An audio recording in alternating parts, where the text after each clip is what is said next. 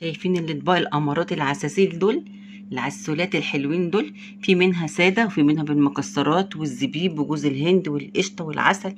كل دول احنا عملناهم دلوقتي في الوصفه بتاعتنا. عارفين ايه هي الوصفه دي؟ تعالوا يلا نبتدي ونعملها سوا وتعرفوا ايه هي. بسم الله الرحمن الرحيم. النهارده هنعمل رز بلبن. هنحتاج في الوصفه دي هنحتاج كل لتر لبن كوبايه الا ربع رز. لو انت عايزه تقللي الرز قلليه، لو انت عايزه تزوديه او تخليه زي ما هو مفيش مشاكل. المهم الخطوات والطريقه. دلوقتي انا هغسل الرز واحطه في الحله واحط عليه نص كوبايه او كوبايه ميه، وهسيبه لحد ما يدخل على سوا. اول ما يدخل على سوا هروح مزوداه باللبن، وهكون معاكم الطريقه خطوه بخطوه. اهو شايفين كده الرز اتشرب اهو الميه بتاعته. هبتدي هقول لسه ما استواش برضو على فكره. هبتدي بقى انزل باللبن او الحليب حبه حبه، مش هنزل بالحليب كله. هخليه حبه حبه علشان الرز يتشرب ويندمج معاه كده ويبقى طعم الرز ده كده حليب. وبعد كده لما يستوي بقى خالص، هيكون بقى استوى خالص، هروح نازله ببقيه الحليب. ودلوقتي على ما الرز يكمل سواه انا جبت معلقتين 3 معالق نشا وحسب الكميه بتاعتك، وبحط عليها شويه حليب او ميه اللي يعجبك وتقلبيه وبجهزه لحد لما الرز بتاعنا يستوي.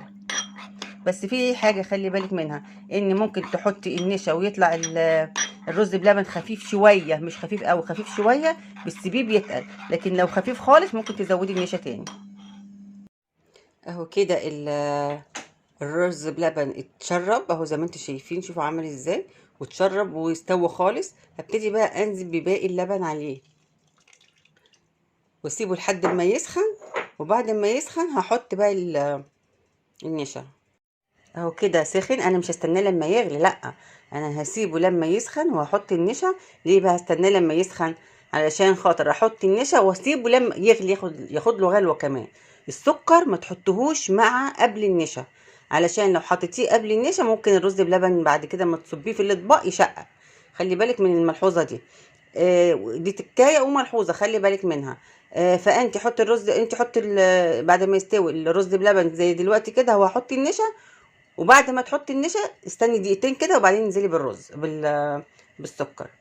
واي بقى اي مواد تانية انت عايزه تنزلي، يعني تحطي مثلا موارد، تحطي فانيليا، تحطي، في ناس بتحط كريم شانتيه، في ناس بتحط، انا كل المكملات دي بحطها بعد لما بيستوي. بسم الله الرحمن الرحيم. اهو النشا اهو حطيته، وهستنى بقى ايه شويه عليه كده وبعدين لحد ما يتقل واطفي عليه.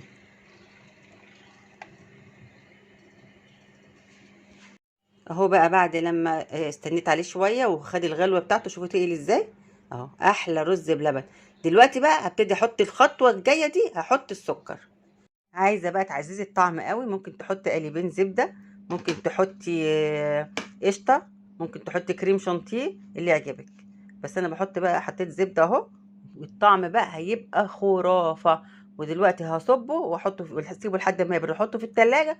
وبعد ما يطلع من التلاجة نشوف بقى الايه التزويق بتاعه هنزوقه ازاي.